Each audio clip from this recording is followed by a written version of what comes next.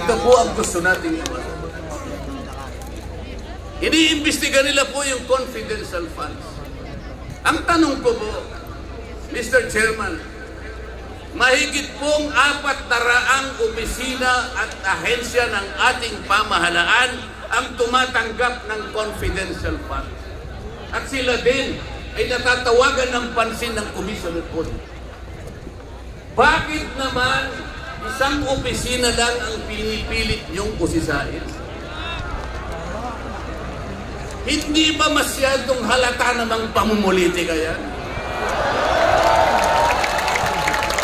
Ito po yung gusto nating liwanagin. Hindi po tayo laban sa pag-iimbestiga ng katiwalian. Ilagay po natin sa ayos. Sana man lang, kumuha sila ng ilang pang mga bahagi ng opisina na kagaya din ng paggagamit ng confidential funds sapagkat ang layunin po raw ay makagawa ng batas. Kung talagang gusto ninyong gumawa ng batas, kasi po in aid of legislation, palagi po ito ang nagagamit, inquiry in aid of legislation. Nasa saligang batas po naman talaga ito. Kaya lang, meron pong limitasyon ang inquiry in aid of legislation. Ano po yung unang limitasyon? Kailangan po meron ka ng nakabalangkas na batas, panukala. Hindi mo lang makumple-kumpleto sapagkat nag-aatubili ka, baka merong impact ito sa ibang sektor. Kaya tatawag ka ng mga tao na makatutulong sa'yo para sa ganun makumpleto mo ang iniisip mong panukala. Pagka ganun, alam niya kung sinong tatawagin niya. At alam niya rin kung anong itatanong niya. Hindi po ganun ang nangyayari ngayon eh. Dahil nga wala na pong rule of law, basta na lang sila tatawag ng kahit sino sapagkat hindi naman po talaga ang layunin ay gumawa ng batas. Kung hindi usigin ang taong gusto nilang usigin. Ito po ang nangyayari. Kaya nga po, dahil sa kagustuhan nila na talagang usigin ng ICC ang Pangulong Duterte, alam po rin yun? Yun lang ang tanging layunin. Sa 13 pagdinig ng Quadcom, 13, nakapaggawa lang sila ng isang batas na kahit siguro po high school graduate pagtatawanan niya yung kanilang panukalang batas. Bakit po? Yung definition na definition lamang po ng extrajudicial killing. Ay talaga pong matatawa ka. Ayaw ko na pong pahabain nyo. Ibig sabihin, ang layunin talaga ay hindi in aid of legislation, kung hindi in aid of prosecution, in aid of persecution.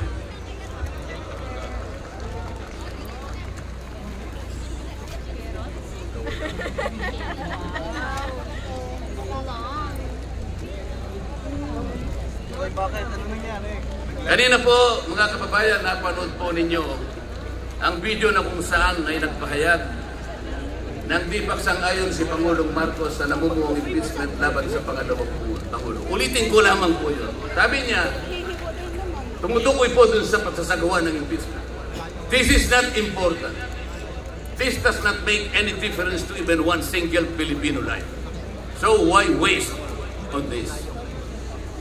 What will happen if somebody files an impeachment? It will tie down the House. It will tie down the Senate. It will just take up all our time and for what? For nothing. For nothing. Sabi po niya ito, none of this will help improve a single Filipino life. As far as I am concerned, it is a storm in a teacup. It's a tempest in a teacup. Ang ibig sabihin, isang napakaliit na bagay na pinipilit ninyong palakihin. Napakalaki ng problema ng bansa ang inaharap natin. Ito ang ating atupagin. Ito yung gustong mangyari ng Pangulo ng Republika ng Pilipinas.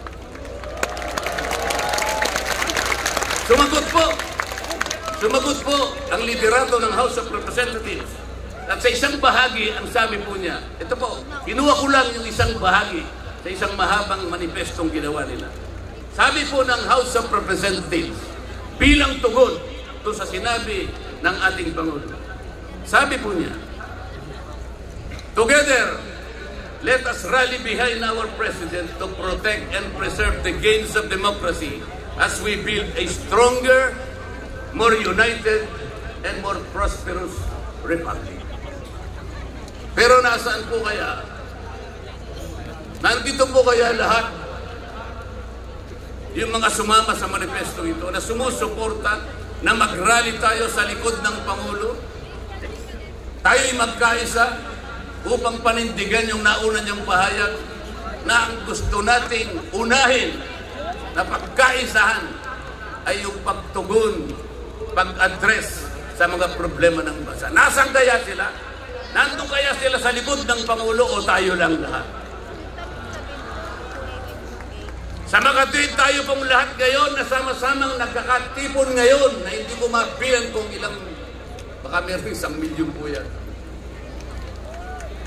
Tayo pala ngayon ang nagkakatipon sa diwa ng tunay na kapayapaan at pagkakaisa na nagrarally ngayon. Sapagkat tayo lamang ang nasa likod ng Pangulo sa kagustuhan niya na harapin natin ang mga hamon at nagbabantang problema ng ating bansa. Sapagkat, sabi niya, totoo naman, ang impeachment ay hindi makapagbibigay kahit anong butil ng kabutihan sa buhay ng isang Pilipino. Bago po ako magtapos, ay nais ko pong sipiin dito ang butil ng kaalaman na inalaw sa isang 1957 Nobel ang pamagat ay Atlas Shrugged ni Alice O'Connor, nakilala sa taguring Ayn Rand. Ang sabi po niya. Sa English muna po, pasensya na po kayo. When you see that in order to produce, you need to obtain permission from men who produce nothing.